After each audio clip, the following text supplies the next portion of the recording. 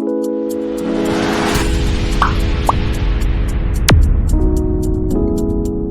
Everyone, my name is Ranjana Gupta. तो क्विकबुक्स के आज के लेक्चर में हम सेल्स रिटर्न और purchase return related transactions QuickBook में कैसे रिकॉर्ड होंगी वो डिस्कस करेंगे। तो सेल्स रिटर्न और परचेज रिटर्न की ट्रांजैक्शंस रिकॉर्ड करने के लिए क्विकबुक्स में हमारे पास 3 ऑप्शंस हैं, debit note, credit note and refund receipt. तो सबसे पहले डेबिट नोट में हम purchase return related transactions record करेंगे। मतलब कि आपके सप्लायर ने आपको क्रेडिट प्रोवाइड किया है अगर, तो उस रिलेटेड ट्रांजैक्शंस हम कहाँ रिकॉर्ड करेंगे? डेबिट नोट में। तो डेबिट नोट में ट्रांजैक्शन रिकॉर्ड करने के लिए डैशबोर्ड पे से न्यू आइकन पे क्लिक करके सप्लायर्स लिस्ट में से हम डेबिट नोट के ऑप्शन को चूज कर लेंगे। उसके बाद डेबिट नोट के ऑप्शन में सबसे पहले जिस भी सप्लायर ने आपको क्रेडिट प्रोवाइड किया है उस सप्लायर का हम नाम चूज करेंगे। उसके बाद mailing name, date, reference number, ये सारी डिटेल्स फिल कर देंगे। अगर आपके सप्लायर ने आपको किसी एक्सपेंस के बदले क्रेडिट प्रोवाइड किया है तो वो उस एक्सपेंस को हम कैटेगरी डिटेल में से चूज कर लेंगे। लेकिन अगर आपने सप्लायर को कुछ सामान रिटर्न किया है, उसके बदले आपको क्रेडिट मिल रहा है, तो उस सामान की डिटेल्स हम आइटम डिटेल्स में फिल कर देंगे। सपोज यहाँ से मैं आइटम्स चूज कर रही हूँ जो भी मैंने अपने सप्लायर को रिटर्न की है, क्वांटिटी, कितनी क्वांटिटी आपने रिटर्न की है, उसके बाद रेट, अमाउंट, ये सारी इंफॉर्मेशन हम यहाँ से फिल कर देंगे।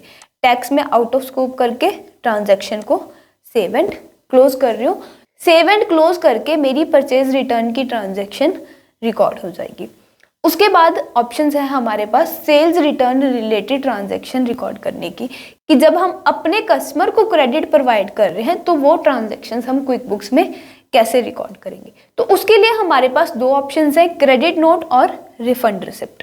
मान लीजिए कि आपने अपने किसी कस्टमर को कुछ सामान सेल किया, उस सामान में कुछ डिफेक्ट था, इसी वजह से कस्टमर आपको वो सामान रिटर्न कर गया। अब आपके पास 2 ऑप्शंस है उस ट्रांजैक्शन को रिकॉर्ड करने के लिए। अगर आप अपने कस्टमर को जो वो सामान रिटर्न करके गया उसके बदले में इमीडिएटली कैश रिफंड कर देते हो तो वो ट्रांजैक्शन हम रिफंड रिसिप्ट में रिकॉर्ड करेंगे। लेकिन अगर आप जो कस्टमर का हमारे पास ऑलरेडी बैलेंस पड़ा है उसमें से उस अमाउंट को रिड्यूस कर देते हो, सपोज कि आपको आपके कस्टमर से 50,000 रुपीज़ रिसीव करने थे, वो 2,000 के गुड्स आपको रिटर्न कर गया। अगर आप उसको बोलते हो कि जब भी पेमेंट करोगे 48,000 पे कर देना, मतलब कि हमने क्या किया, जो उसका 50,000 वाला बैलेंस था वो रिड्यूस कर दिया, तो वो उस टाइप की ट्रांजैक्शन को हम रिकॉर्ड करेंगे क्रेडिट नोट की ऑप्शन में। तो करके देखते हैं।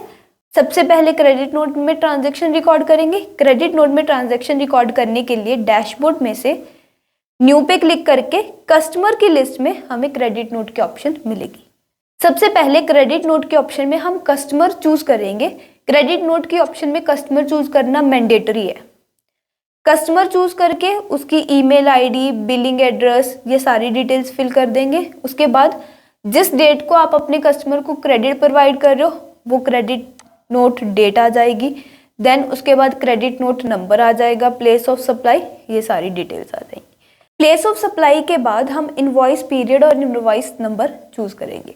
जिस भी इनवॉइस के अगेंस्ट आप अपने कस्टमर को क्रेडिट प्रोवाइड करना चाहते हो वो इनवॉइस आपने किस मंथ में इशू किया था, किस पीरियड में इशू किया था, वो पीरियड हम इनवॉइस पीरियड में से सिलेक्ट कर लेंगे। अगर आपने मई मंथ में इनवॉइस इशू किया था तो हम अप्रैल से जून वाला पीरियड यहाँ पर चूज कर लेंगे।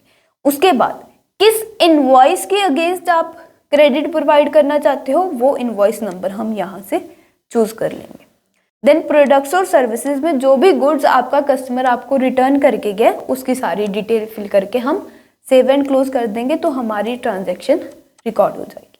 नेक्स्ट ऑप्शन है हमारे पास रिफंड रिसिप्ट। रिफंड रिसिप्ट में ट्रांजैक्शन रिकॉर्ड करने के लिए भी सेम न्यू पे क्लिक करके कस्टमर्स लिस्ट में से रिफंड रिसिप्ट के ऑप्शन।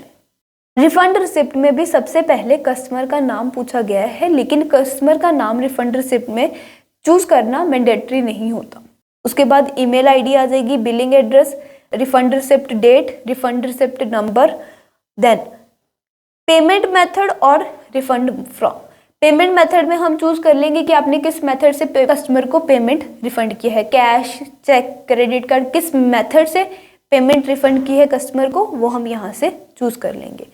रिफंड रिसिप्ट में हम वो अकाउंट चूज करेंगे जिस भी अकाउंट से आपकी पेमेंट कस्टमर को जा रही है। सपोज कि अगर आप बैंक में से पेमेंट रिफंड कर रहे हो तो रिफंड फ्रॉम में बैंक अकाउंट चूज कर लेंगे। अगर आप कैश पे कर रहे हो तो यहाँ पर हम कैश चूज कर लेंगे। उसके बाद प्रोडक्ट्स और सर्विसेज की सारी डिटेल्स आ जाएंगी कि कितने कौन से प्रोडक्ट्स कितनी क्वांटिटी में कितने रेट पे कस्टमर ने हमें रिफंड किए हैं, वो सारी डिटेल फिल करके हम यहाँ पर सेव एंड क्लोज कर देंगे तो हमारी सेल्स रिटर्न की ट्रांजैक्शन रिकॉर्ड हो जाएगी। होप आप सभी को डेबिट नोट, क्रेडिट नोट और रिफंड रिसिप्ट में ट्रांजैक्शंस कैसे रिकॉर्ड करनी है समझ आ गया होगा। अगर कोई भी क्वेरी हो तो आप हमें कमेंट करके पूछ सकते हो और नीचे हमने कॉन्टैक्ट डिटेल्स भी दी हुई हैं, आप वहाँ पर भी हमें कॉन्टैक्ट कर सकते हो। Thank you so much and stay tuned for next video.